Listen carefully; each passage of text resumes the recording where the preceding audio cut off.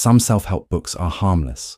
They offer encouragement, they improve mood, they suggest routines that sound useful for a few days and then slowly disappear from memory. But a very small number of self-help books behave differently. They do not simply motivate. They quietly interfere with how a person explains failure, approval, responsibility, power, and even identity itself. That is why certain books feel dangerous. Not because they are aggressive, not because they are controversial, but because after reading them seriously, some old excuses begin losing their strength. And once certain excuses weaken, ordinary thinking becomes difficult to return to. These are 5 self-help books that can quietly become dangerous, not because they promise dramatic change, but because they leave the reader with fewer places to hide. The first is As a Man Thinketh, written by James Allen. It is one of the shortest books many people underestimate. The language appears simple. The pages feel almost too small to contain anything severe. But that is precisely why its effect surprises serious readers. Because James Allen places one difficult idea at the center of the book. Thought is not merely private. Thought slowly becomes structure. He argues that repeated inner patterns eventually shape behavior, emotional climate, character, and even the kind of life a person repeatedly enters. That idea becomes uncomfortable very quickly, because it means many external frustrations may be connected to internal habits people no longer notice. Not everything, but more than most are willing to admit. After reading this carefully, blame becomes harder to use casually. The mind begins asking quieter questions. What thoughts have become permanent without permission? What inner sentences have repeated so often they now feel like reality? And that is why this small book becomes dangerous, because it quietly moves responsibility inward before many readers feel ready. The second book is The Courage to be Disliked, written by Ichiro Kishimi and Fumitake Koga. This book sounds almost gentle from its title, but its core idea unsettles many people more than expected, because beneath its calm dialogue sits a severe proposition. Much human suffering survives because approval has been made too important. The book repeatedly argues that many adults still organize decisions around invisible audiences, how they may appear, how they may be judged, how they may disappoint others, and because of that, freedom becomes delayed. This becomes dangerous because once readers begin recognizing approval as an invisible architect of hesitation, daily choices no longer feel innocent. Why was that decision delayed?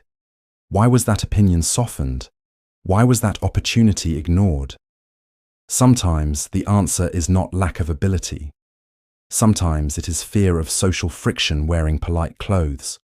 And once that pattern becomes visible, something inside the reader becomes harder to deceive. That is why this book often stays longer than expected. It does not comfort dependence. It quietly weakens it. The third book is The 77 Laws of Great Leaders, written by Phon Piseth. And this is where self-help moves beyond private improvement and enters visible responsibility. Because many people believe growth is personal until other people are involved. But leadership changes that immediately. Leadership reveals weaknesses that solitude can hide. Pressure reveals what comfort never had to test. What makes this book unusually sharp is that it explains leadership not as performance, but as structure. It shows that authority is often built before speech, that emotional atmosphere often shifts before instructions are given, that serious leadership is less about being impressive and more about understanding timing, restraint, perception, and internal steadiness under observation. Many readers expect leadership books to reward charisma, but this book repeatedly suggests something more difficult. The strongest leaders often become visible through control, not display. They do not explain everything. They do not react to every movement. They understand when silence increases weight. And once readers begin seeing leadership this way, ordinary advice starts feeling incomplete, because leadership no longer appears theatrical. It begins appearing architectural. That is dangerous because it permanently changes how authority is recognized. The fourth book is Discourses, based on the teachings of Epictetus. This book is ancient, yet many pages feel sharper than modern self-help written centuries later. Epictetus wastes almost no energy comforting the reader. He repeatedly returns to one severe distinction. There are things within your command, and there are things that never truly belonged to you. At first this sounds philosophical, but under pressure it becomes brutally practical, because much frustration comes from trying to govern what never obeyed us in the first place. Other people's opinions, timing, outcomes, unexpected losses, unfair reactions. Epictetus does not deny pain, but he refuses to let pain automatically become confusion. That is what makes the book dangerous.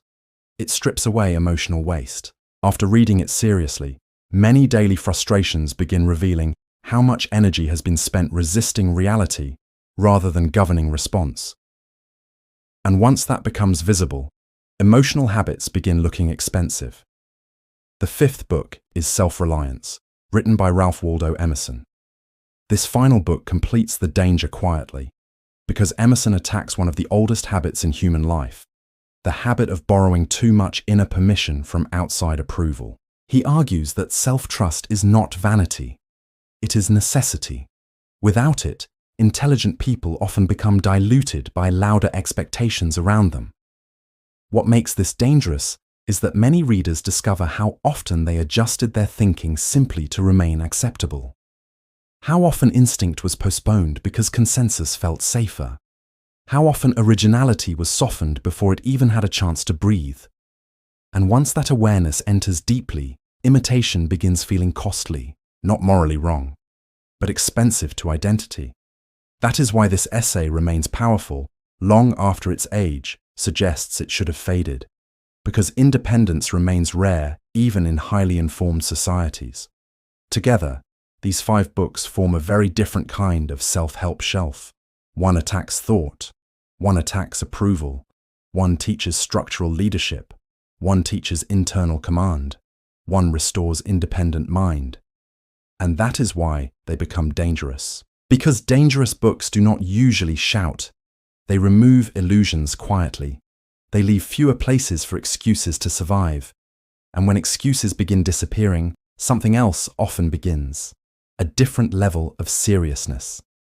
The strongest books rarely create dramatic change in one day. They remain quiet first. Then later, during conflict, hesitation, disappointment, leadership pressure, or private doubt, one sentence returns unexpectedly. And suddenly old thinking no longer fits the moment. That is when a book stops being advice and becomes structure. And structure is often what remains when motivation is gone.